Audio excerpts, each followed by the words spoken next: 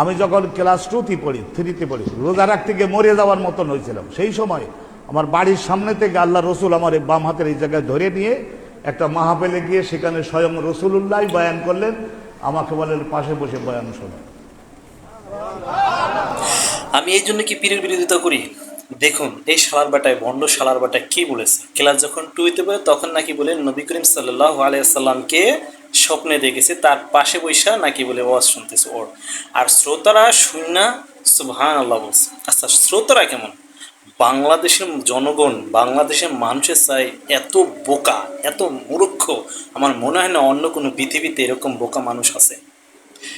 তার ধর্মভীরু মানুষ আর এই পাড়ার ওয়াজ শুনে আবার সুবহানাল্লাহ বলে। পীর মানেই হলো বন্ড, পীর মানে হলো প্রতারক। পীর এই বাংলাদেশে যেখানে যত আছে সব শালারাই হলো বন্ড। ভিডিওটি শেয়ার করে নিন।